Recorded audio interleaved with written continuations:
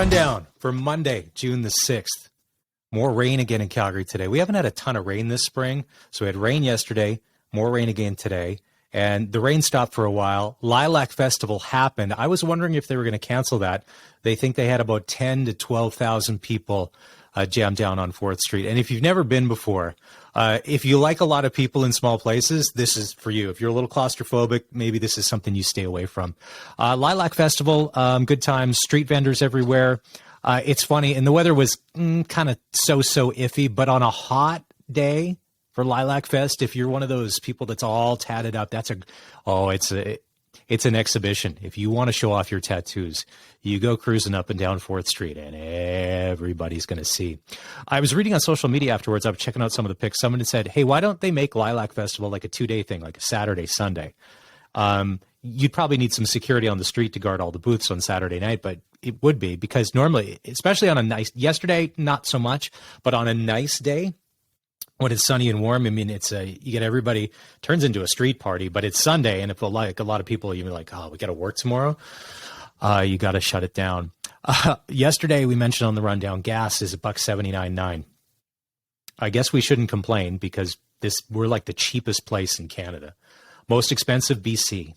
That's why I always thought about BC, nice place, but crazy taxes. $2.21 a liter at most stations.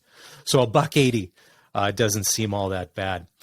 Saw Top Gun Maverick on the weekend. Good movie. All the reviews so far have been good.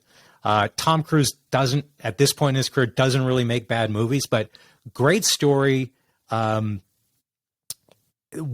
back to 86 for the original Top Gun.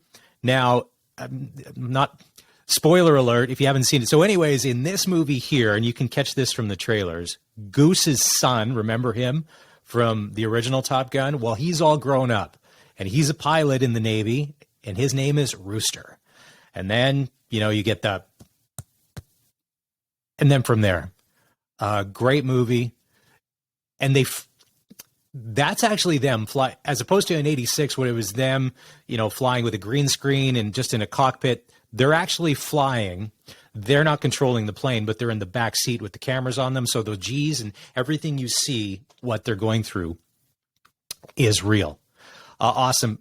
Great to see a theater full of people, some clapping at the end. And of course, Maverick. So this time around, Kelly McGillis is long gone, and Jennifer Connelly is the love interest, and how they kind of weave the story together.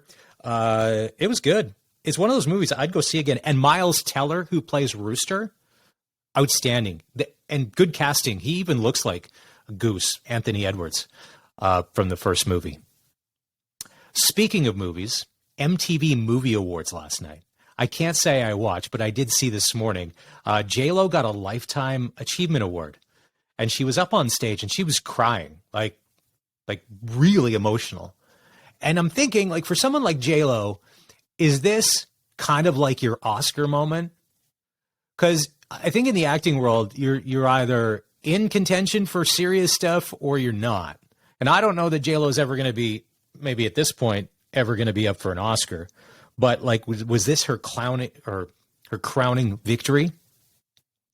I always think of somebody like a Bradley Cooper, he hasn't won an Oscar yet, but he's on the verge, and he made that hard, like, left turn to be like, I'm going to become serious. I want to be in that Oscar category. It's like Joaquin Phoenix, and this is all that I'm going after.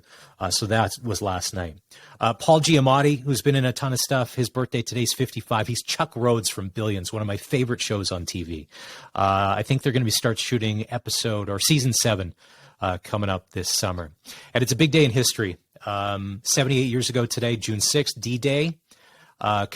Brave Canadians on the beaches of Normandy, was the largest land assault in history, and it changed the world we live in today. Was possible because of what they did.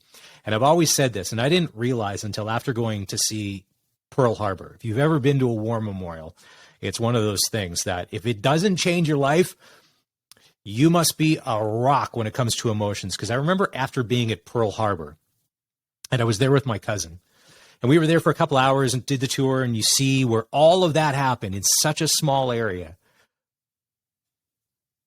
For about the next hour, The car ride back home to where we were staying, not a word was said, just looking out the window and in silence and in reflection. And that's going to do it for your daily rundown today.